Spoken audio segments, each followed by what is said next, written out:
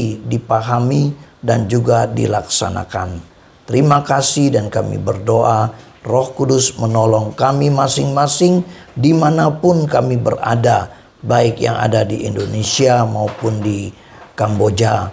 Tuhan memberkati jaringan kami, bahkan juga yang ada di pesawat jika Tuhan berkenan ada koneksi lagi. Kami mengucap syukur Tuhan, terima kasih. Setiap kami yang hadir bersama-sama secara online ini dan juga yang onsite, kami mengucap syukur bahwa Tuhan Allah kami menolong kami dan selalu ada jalan untuk kami beribadah. Terima kasih Tuhan Allah kami yang dekat dengan kami. Walaupun Engkau ada di jauh sana dalam kerajaan surga, tetapi Engkau sudah datang ke dalam dunia dan Engkau hidup bersama-sama dengan manusia, dan Engkau naik ke surga, lalu Tuhan mengutus Roh Kudus-Nya, dan Roh Kudus itu bersama-sama dengan kami. Kami mengucap syukur dan berdoa kiranya Tuhan memberkati baik hamba-Mu dan juga jemaat Tuhan yang ada. Demi nama Yesus Kristus. Haleluya. Amin. Saudara yang kekasih dalam Tuhan Yesus Kristus, kita bersyukur, bersukacita karena Tuhan tetap memberikan kesempatan untuk kita beribadah, ya, dalam situasi yang tidak mudah seperti ini. Dan sekarang masuk 2 tahun, ya, kita tidak bertemu secara langsung atau ibadah full secara onsite, ya, dan melainkan kita sekarang ada perkembangan, kita hybrid. Tadinya kan hanya online. Nah, saya ingat itu 2020 tanggal berapa itu ya, Maret pokoknya, itu kita sudah tidak ibadah secara langsung. Sekarang sudah Maret lagi. Tetapi tetap Tuhan memelihara seluruh kehidupan kita.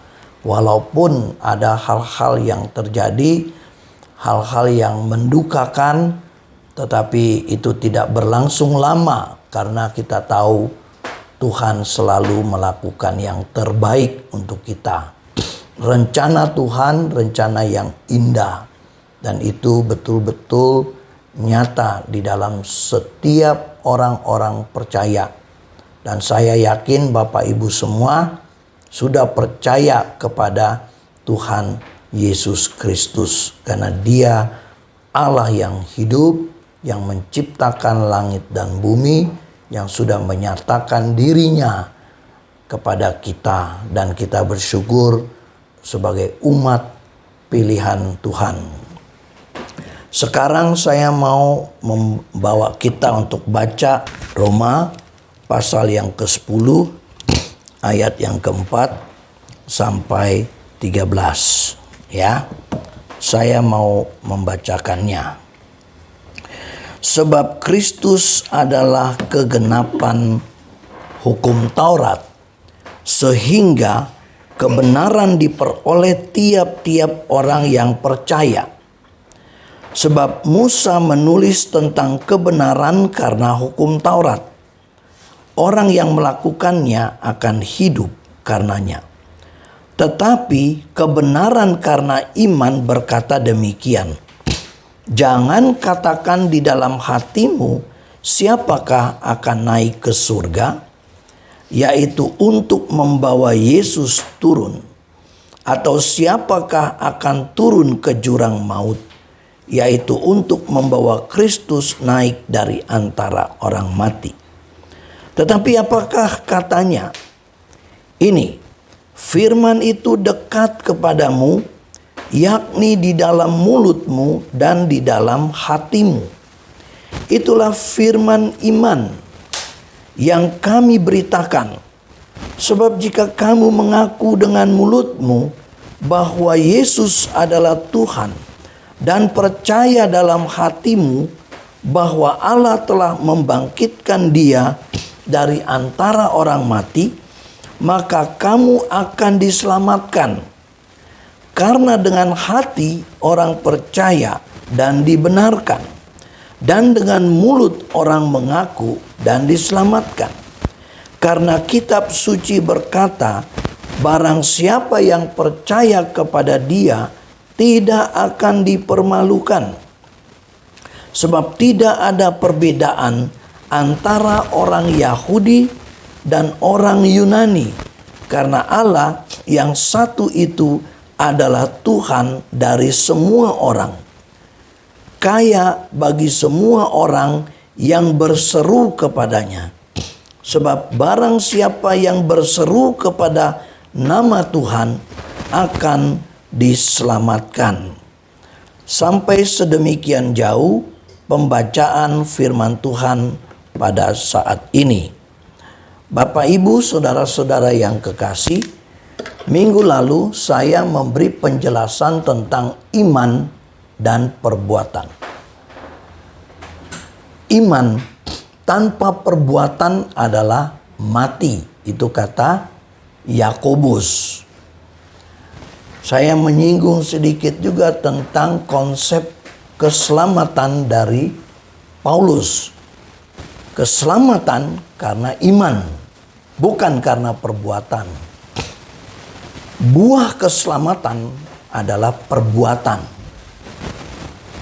Buah keselamatan karena iman adalah perbuatan. Kalau kita menyatakan diri kita diselamatkan, maka itu harus nampak dari perbuatannya.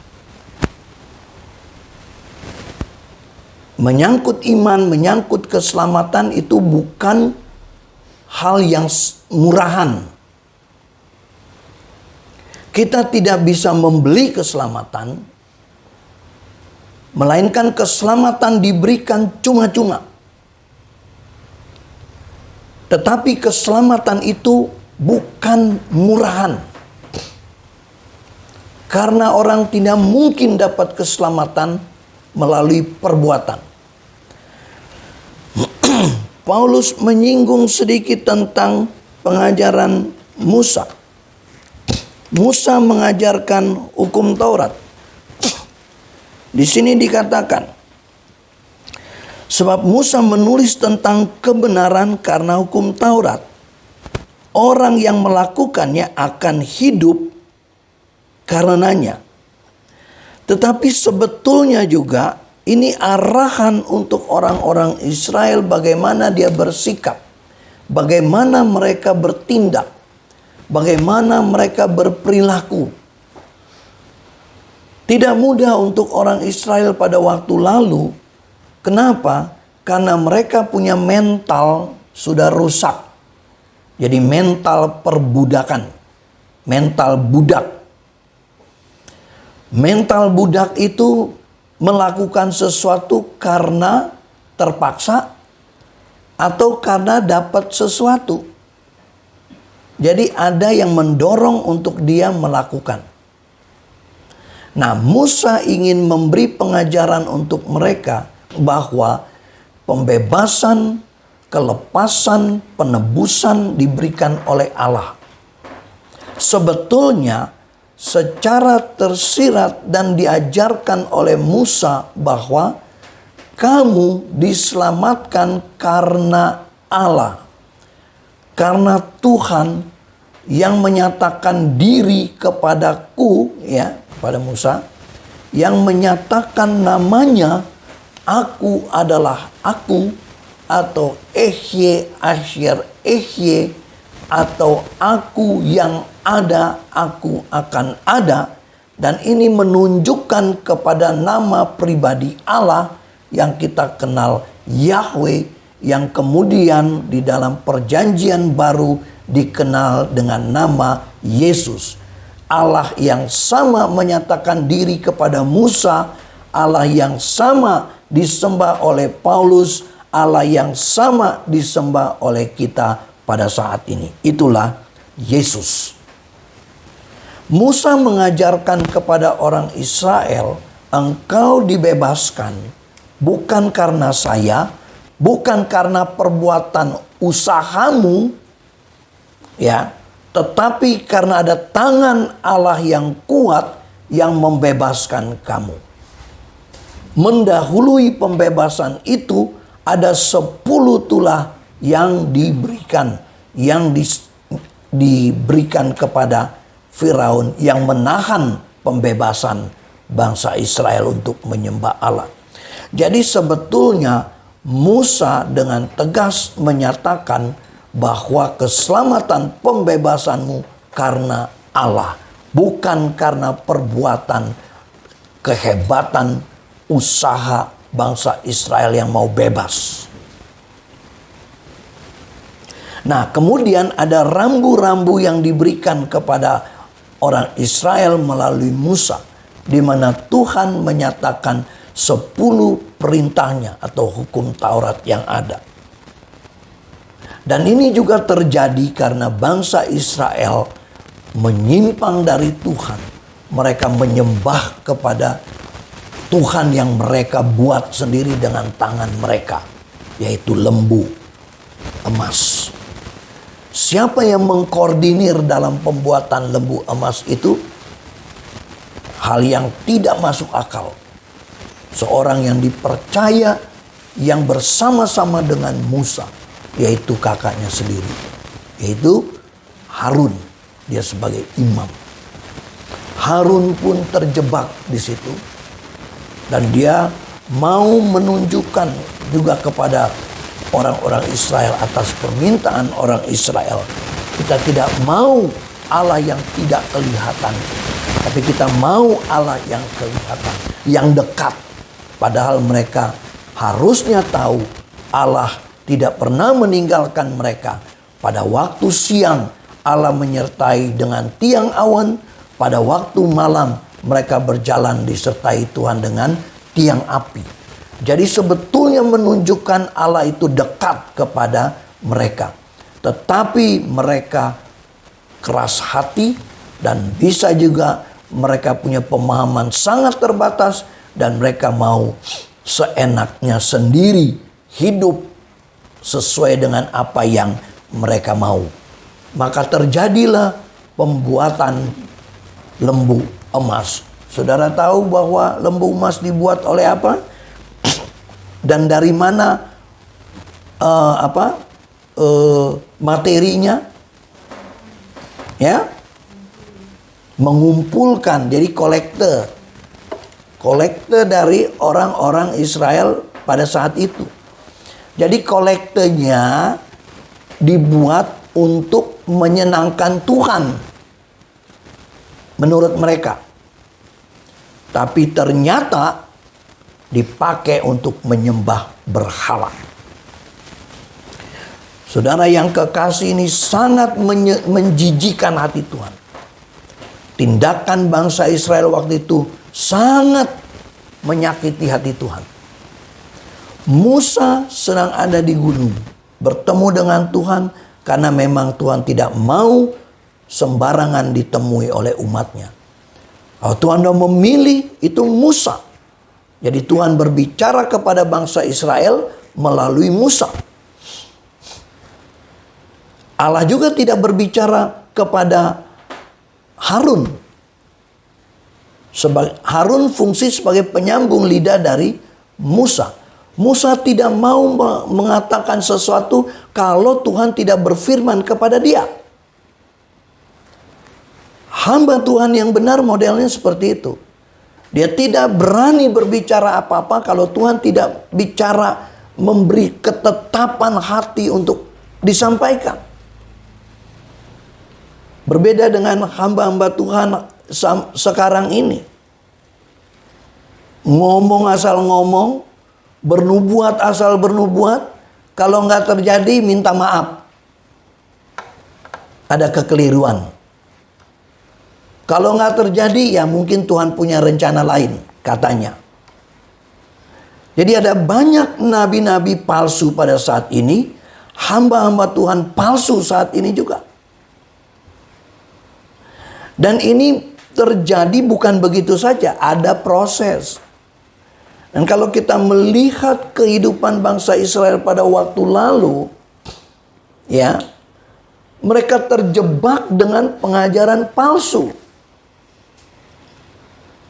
Ketika Musa berhadapan dengan Tuhan, mereka mau supaya menyembah Tuhan yang kelihatan. Dan akhirnya mereka mengintimidasi atau memprovokasi sehingga Harun menyetujui. Dan akhirnya materi dikumpulkan, dana dikumpulkan, saat itu dananya berupa emas. Lalu dibangunlah mesbah, dalam arti lembu emas itu. Jadi natura atau materi yang dipakai bukan untuk menyembah Tuhan, melainkan untuk menyembah setan. Ketika Musa turun, dia emosi melihat itu. Padahal Musa ini sebagai seorang yang lemah lembut, rendah hati. Musa itu tergolong dengan temperamen melankolik. Musa orang yang baik hati. Tetapi ketika melihat penyimpangan penyimpangan ibadah, dia marah begitu rupa sampai tidak terkontrol. Sehingga loh batu itu yang ditulis oleh jari Tuhan sendiri, dia lempar itu, dia pecahkan. Begitu emosinya dia, begitu marahnya dia. Padahal sekali lagi Musa orang yang rendah hati dan juga sabar. Dia diperlakukan tidak sesuai, ya dia terima, masih oke lah. Tapi menyangkut penyembahan kepada Allah, dia marah sedemikian rupa. Itulah hamba Tuhan yang benar. Dia tidak toleransi, tidak mentolerir, tidak kompromi dengan penyembahan palsu. Musa begitu marah gitu. Dan akhirnya Bapak Ibu, apa yang terjadi setelah itu? Matilah sekian ribu orang. Penyembahan-penyembahan yang palsu sampai sekarang pun masih ada. Dan ini merusak iman orang percaya. Mungkin penyembahan-penyembahan bukan dalam bentuk lembu emas lagi, tetapi materi, kekayaan, harta, dan lain sebagainya. Bisa juga nama, kekuasaan. Itu bisa menjadi berhala. Dan banyak hal lain lagi. Terhadap hal itu Tuhan marah. Dan hamba Tuhan yang benar-benar melayani Tuhan pun juga harusnya marah terhadap hal itu. Tidak kompromi terhadap penyimpangan dalam penyembahan. Karena dampaknya itu sangat berat. Sangat berat. Dan itu sangat menyakiti pertama hati Tuhan. Dan nantinya dampaknya kepada pribadi itu sendiri. Dia mengalami banyak kesusahan. Kesulitan-kesulitan hidup dia akan alami. Hamba Tuhan yang benar akan mengingatkan. Tetapi tidak sedikit hamba Tuhan yang mengingatkan itu dibenci sama orang yang diingatkan.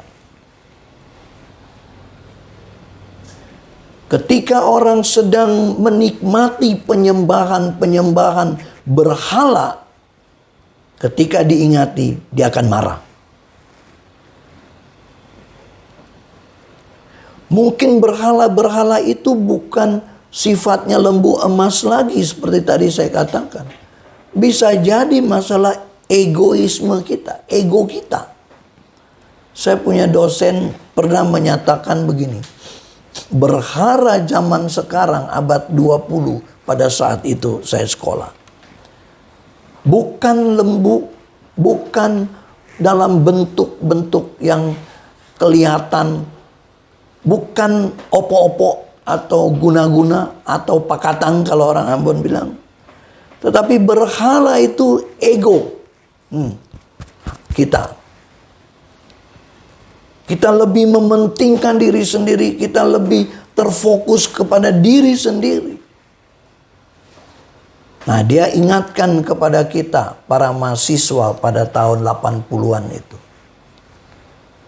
Seringkali ego kita itu, ya, sedikit-sedikit tersinggung, sedikit-sedikit nggak senang, ya.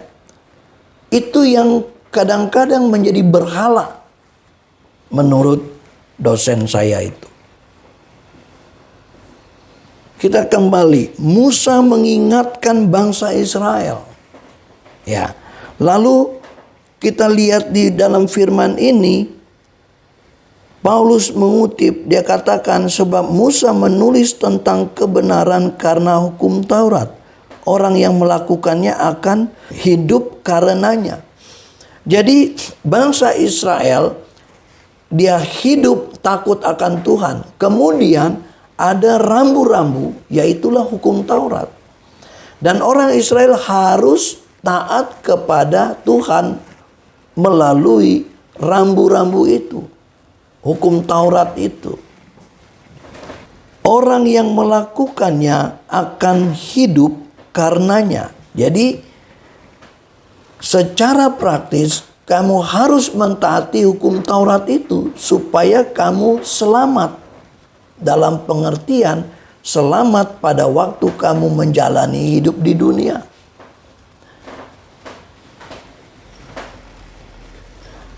Ayat yang berikut. Tetapi kebenaran karena iman berkata demikian. Jangan katakan di dalam hatimu, siapakah akan naik ke sorga, yaitu untuk membawa Yesus turun. Atau siapakah akan turun ke jurang maut, yaitu untuk membawa Kristus naik dari antara orang mati. Tetapi apakah katanya? Ini, firman itu dekat kepadamu, yakni di dalam mulutmu dan di dalam hatimu. Paulus ingin memberikan penjelasan tentang Kristus yang adalah Tuhan Allah yang datang ke dalam dunia ini menjadi manusia. Dan kamu diselamatkan bukan karena perbuatan, melainkan karena iman kepada Kristus itu. Orang mempertanyakan, pada waktu lalu juga orang berpikir Yesus itu manusia biasa. Dan dia bukan Tuhan. Tapi juga ada yang berpikir manusia setengah, Tuhan setengah. Tapi Paulus ingin menyatakan Yesus itu adalah manusia biasa, tetapi Yesus itu juga adalah Allah yang datang menjadi manusia. Penekanan teologi Paulus begitu jelas tentang pribadi Yesus. Oleh sebab itu kalau kita membaca surat-surat Paulus, dia punya pandangan, tulisan, pelayanan, yaitu Kristosentris, berpusat pada Kristus. Dia nggak mau yang lain-lain. Walaupun dia sebagai seorang yang pintar, dia juga disebut filsuf, ya, ahli dalam filosofi, dan dia juga orang yang dihargai karena kecerdasannya, dan dia juga di kalangan orang sejamannya dia menonjol, dan dia juga bisa berbicara dengan orang-orang yang hebat. Tetapi dia punya prinsip hidup, keselamatan hanya ada dalam Yesus Kristus. Dia tidak mentolerasi tentang keselamatan.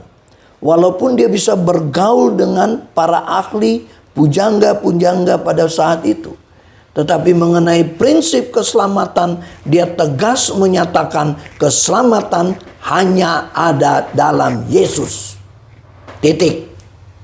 Bagaimana dengan kita? Kalau segala sesuatu sudah jelas, ya, hanya melalui Yesus, kenapa dirubah-rubah? Doa juga dirubah-rubah. Sudah jelas dalam nama Yesus. Kamu minta segala sesuatu dalam nama Yesus, kamu akan diberikan. Amin. Bapak Ibu percaya doa dijawab hanya karena nama Yesus? Nah kalau seperti itu, percaya hanya dalam nama Yesus, ngapain mesti dirubah-rubah? Itu apa? Kalau kita menyelidiki firman Tuhan, kitab suci yang ada pada saat ini, hanya Yesus, nama Yesus. Hanya nama Yesus, iblis bertekuk lutut. Hanya dalam nama Yesus ada mujizat. Hanya dalam nama Yesus ada keselamatan. Secara iman yang saya yakini, yang saya percayai, saya beriman hanya kepada Yesus yang bisa selamatkan hidup saya. Saya nggak tahu Bapak Ibu sekalian, percaya pada Yesus, hanya Yesus atau tidak. Itu hak pribadi. Hak pribadi. Tapi saya tidak mau menggantikan nama Yesus dengan yang lain. Kalau Bapak Ibu pelajari kitab atau surat Paulus, itu hanya Yesus Kristus. Doktrinnya hanya kristosentris. Kristologi Paulus begitu jelas, tegas. Dan itu merupakan final. Sampai dia berikan penjelasan seperti ini, jangan berpikir orang bawa Yesus, siapa yang naik ke atas untuk bawa Yesus untuk turun ke dunia? Siapa yang turun ke alam maut untuk membawa dia naik? Paulus ingin memberikan penjelasan bahwa Yesus Kristus itu adalah Allah yang berkuasa.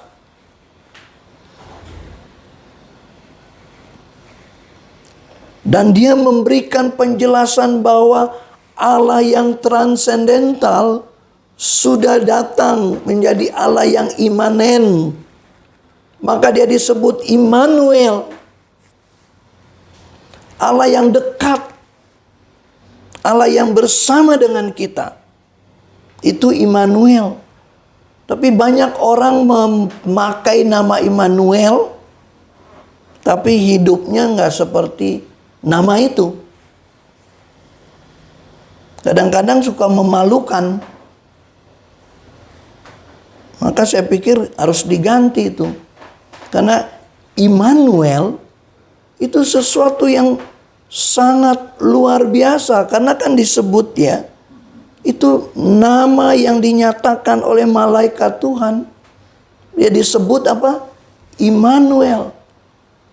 Allah yang transendental, dia turun ke dalam dunia menjadi Allah yang imanen, ya, yang bisa dijamah, bisa diraba, bisa diajak bicara, diskusi. Allah yang tahu hati manusia, perasaan manusia. Dia Allah yang melihat sampai kedalaman hati. Ketika dia melihat Nathanael, dia memberikan bahwa ini orang Israel sejati. Nathanael pada saat itu bingung. Kapan kamu tahu saya? Kapan kamu kenal saya? Lalu Yesus katakan kepada dia, sebelum kamu bertemu dengan siapa namanya? Filipus, ya kan? Kamu sudah duduk di bawah pohon ara. Dia bingung lagi. Bahwa dia sadar betul. Ini menunjukkan Yesus Allah Maha Tahu. Nah, dia Allah yang imanen, yang bisa diajak berbicara oleh manusia pada waktu itu. Nah, Paulus memberikan gambaran, karena Paulus hidup sejamannya juga dengan Yesus. Dan dia katakan itu, ini firman itu dekat kepadamu, yakni di dalam mulutmu dan di dalam hatimu. Itulah firman iman yang kami beritakan. Jadi Paulus memberikan penekanan kepada orang-orang Roma. Dan pada saat itu ingat, Roma punya kekuasaan yang luar biasa. Dia menguasai dunia pada waktu lalu. Dan orang berpikir Roma itu adalah ujung bumi pada saat itu. Nah, kekuasaan, kehebatan Roma begitu rupa. Tetapi Paulus ingin memberikan penjelasan bahwa yang jauh lebih daripada itu semua adalah Yesus. Kekuasaan yang tertinggi hanya Yesus. Maka dia katakan bahwa Yesus adalah Tuhan, dan itu tidak mudah. Dan pada saat itu untuk orang Roma mengaku Yesus adalah Tuhan, itu hukumannya sangat berat. Hukuman mati juga. Karena mereka dalam indoktrinasi itu kaisar adalah Tuhan. Dia yang harus ditaati dan seterusnya. Ini tidak mudah Bapak Ibu sekalian. Nah, Paulus memberikan penjelasan firman itu dekat dengan kita. Ada di mulut kita, ada di hati kita. Inilah firman iman yang kami beritakan, kata Paulus. Sebab jika kamu mengaku dengan mulutmu bahwa Yesus adalah Tuhan dan percaya dalam hatimu bahwa Allah telah membangkitkan Dia dari antara orang mati, maka kamu akan diselamatkan. Jadi pengakuan, kepercayaan itu secara pribadi, mengaku dengan mulut, percaya dengan hati, dan juga ada tindakan yang jelas. Itu yang Paulus ingin katakan kepada orang Roma, supaya kamu tahu dengan jelas bahwa yang menyelamatkan hidupmu adalah Tuhan Yesus Kristus, bukan kaisar. Tuhan Yesus Kristus itu. Nah, percaya dengan iman dengan dalam hatimu, dan firman itu dekat sekali. Bahkan dia dengan ekstrim dikatakan bahwa dalam mulutmu, firman itu dalam mulutmu. Bapak Ibu bisa bayangkan itu. Sekali lagi saya akan baca ayat yang ke-9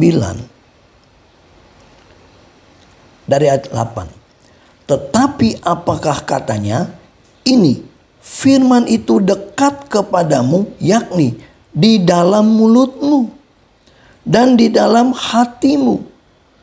Inilah firman iman yang kami beritakan. Jadi menyangkut iman, ya. Keselamatan adalah karena iman kepada Yesus. Ya. Dan itu menunjukkan Allah itu dekat denganmu, Allah itu ada, hadir dalam hidupmu. Nah, Yesus yang dekat dengan kita manusia. Dia mati, bangkit, dia hidup, naik ke surga. Kemudian dia turun melalui Roh Kudusnya. Di situ diproklamirkan Roh Kudus menyertai kita. Dan itu ditunjukkan bahwa Roh Kudus itu dekat dengan kita. Dekat dengan kita. Jadi Allah itu dekat dengan kita. Kita aja yang menjauhkan diri dari Dia.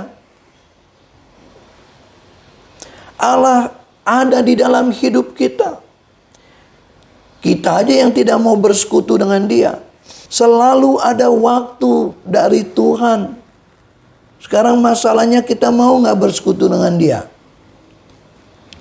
Bapak Ibu saudara-saudara yang kekasih, kalau kita sudah menyatakan diri Yesus adalah Tuhan kita, kalau kita berani menyatakan saya sudah diselamatkan, sekarang Yakobus bilang buktikan dari tindakanmu.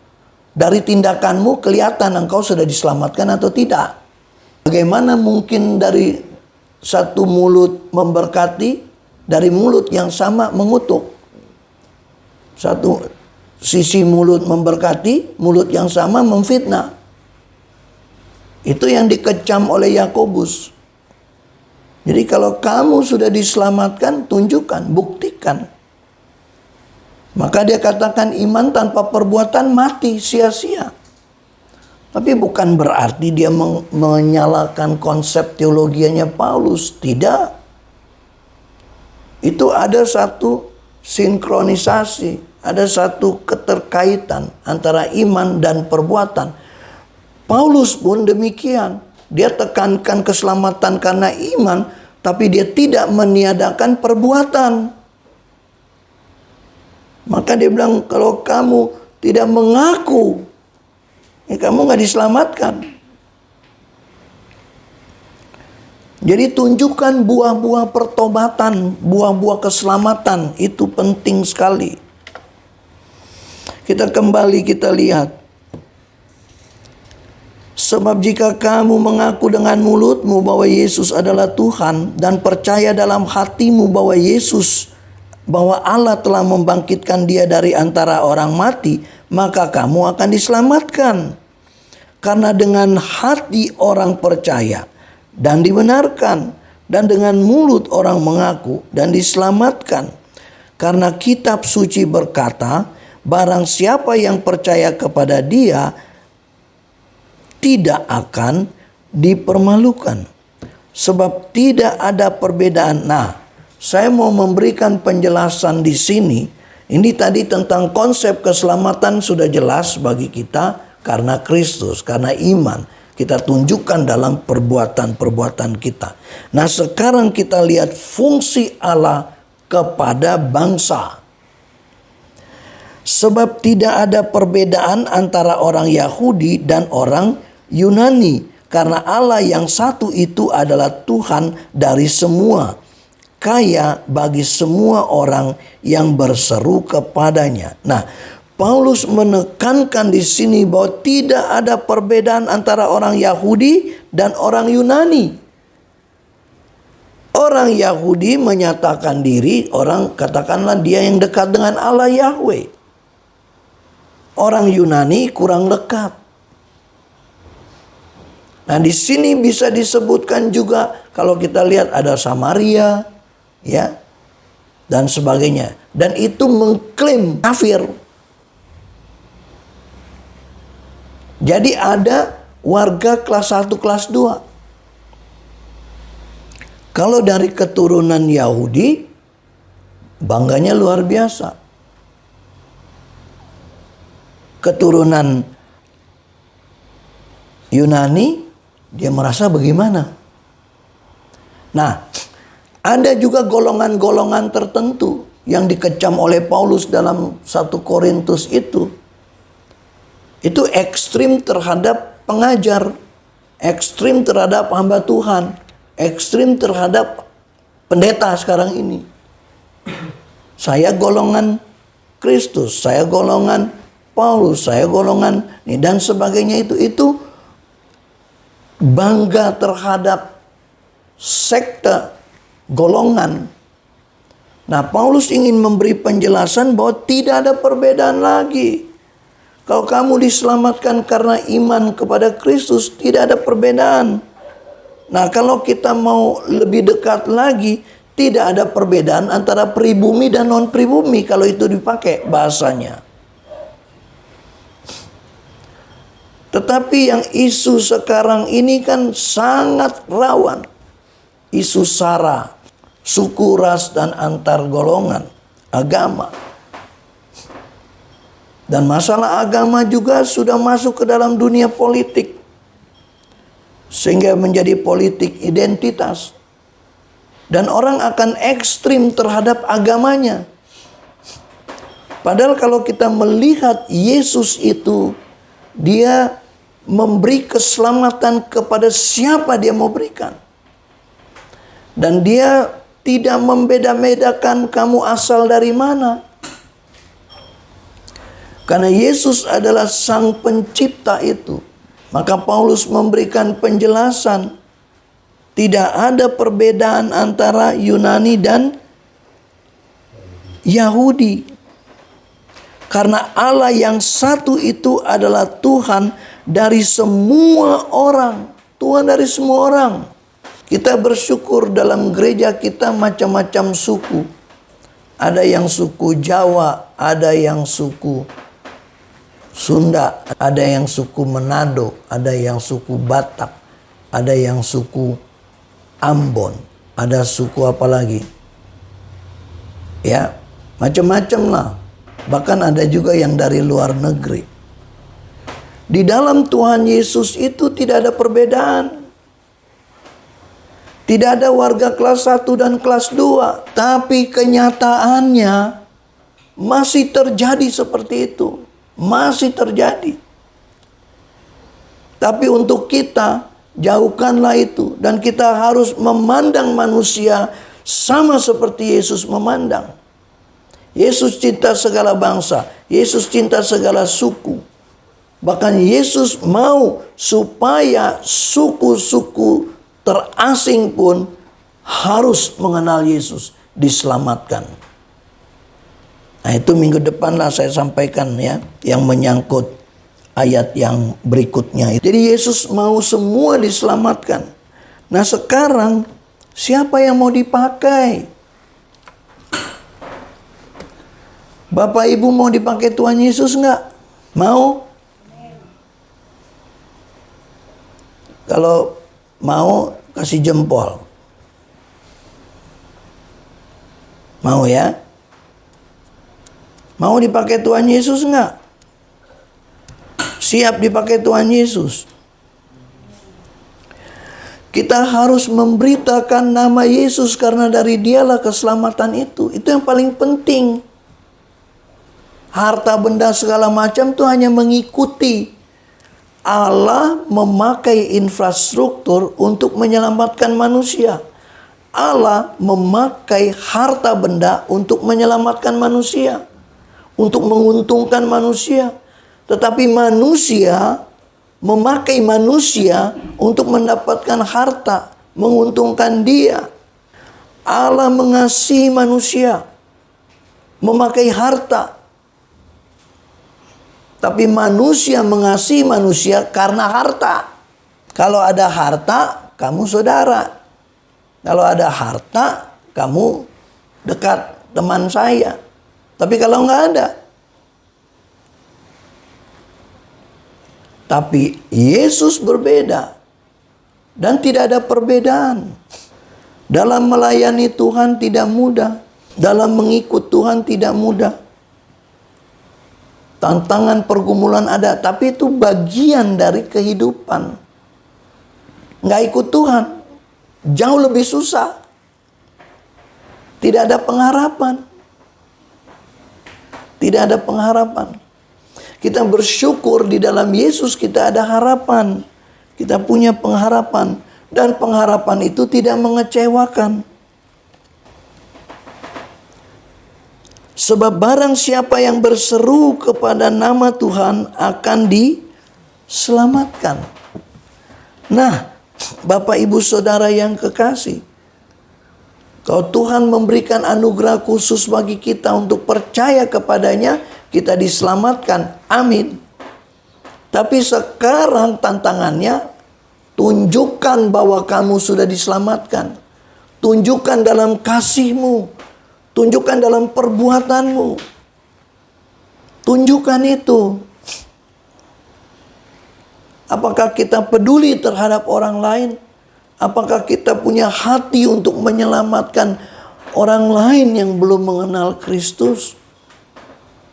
Itu penting sekali. Waduh, kalau gitu nanti deh ya. Kalau hidup saya sudah oke, saya sudah udah tenang, sudah aman, dan itu nggak ada masalah lagi, baru saya ikut melayani, ikut bersaksi.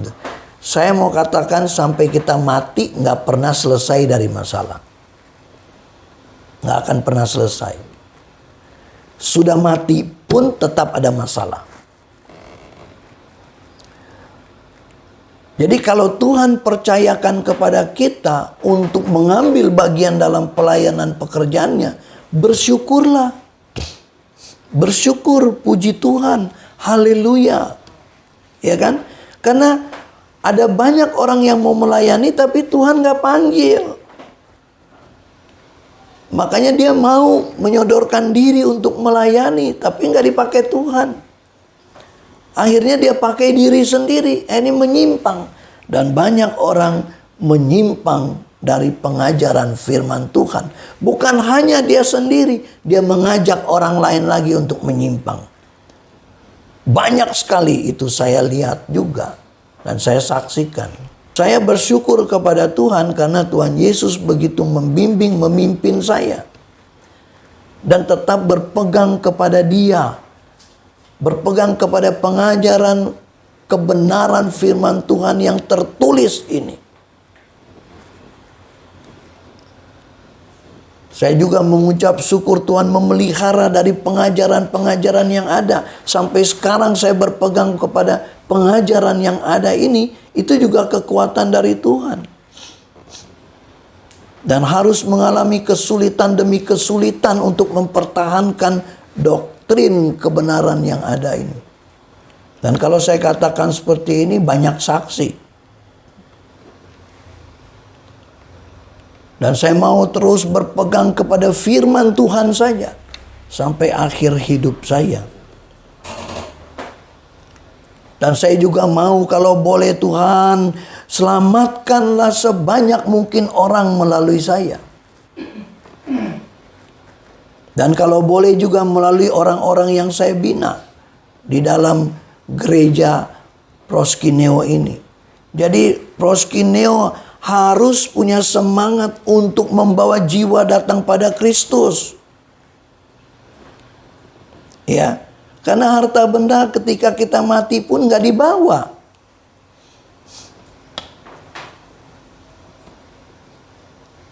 Ketika Ibu Tin Soeharto meninggal, Taman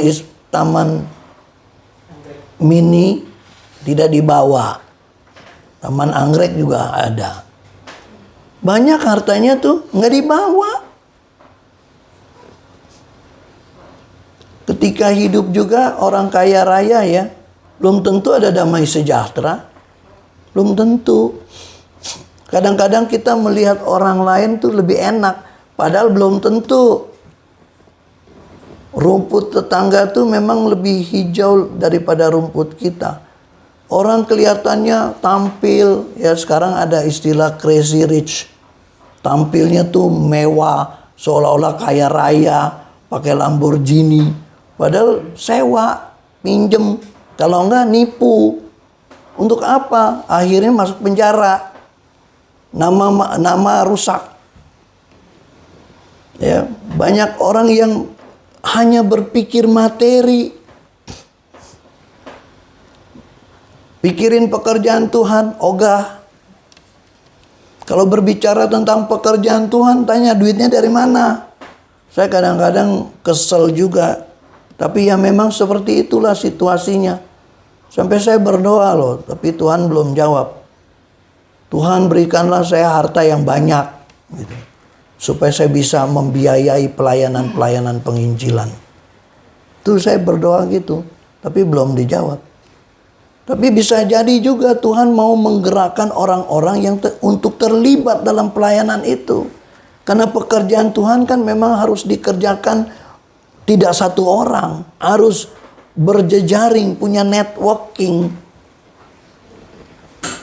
Tapi ya sudah apa adanya itu kita berdoa. Saya berdoa Tuhan tolong. Tuhan tolonglah. Banyak orang susah, banyak orang kesulitan. Tapi kita terbatas, saya sangat terbatas. Bagaimana saya mau menolong mereka? Tapi paling tidak saya mendoakan. Bapak Ibu juga bisa lakukan itu kan. Paling enggak mendoakan mereka. Apa yang bisa kita buat, kita buat. Kita beritakan nama Yesus kepada siapapun. Kita pergi ke suku-suku yang cukup jauh dari kita. Dengan biaya nggak sedikit loh sebetulnya. Kalau rutin, memang ada banyak orang datang hit and run. 1 kali, 2 kali. Kita masuk ke satu suku sampai sekarang ini sudah 8 tahun. Itu rutin kita. Dan itu memerlukan dana yang cukup besar. Tapi Tuhan tidak pernah meninggalkan kita. Selalu ada jalan untuk kita menyampaikan nama Yesus kepada orang lain. Amin. Tuhan punya banyak uang. Sebetulnya kita juga banyak uangnya, cuman belum kelihatan. Untuk pekerjaan Tuhan itu tidak kekurangan kalau kita mau. Yang Tuhan mau dari kita apa? Saya tahu yang Tuhan mau dari saya adalah saya menyatakan nama Yesus kepada orang lain. Itu yang Tuhan mau dari saya. Saya tahu.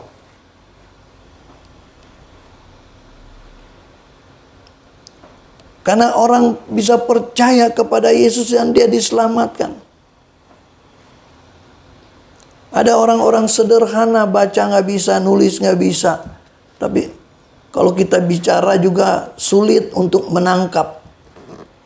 Tapi pelan-pelan ada cara. Ada alat yang dipakai untuk menjelaskan, akhirnya mengerti. Pelan-pelan kita jelaskan, akhirnya mengerti. Akhirnya bisa menerima Yesus sebagai Tuhan dan Juru Selamat. Puji Tuhan. Satu jiwa sangat berharga, Bapak Ibu sekalian. Nanti kalau kita menghadap Tuhan, Tuhan tanya, berapa jiwa yang kau sudah bawa kepadaku? Satu jiwa sangat berharga.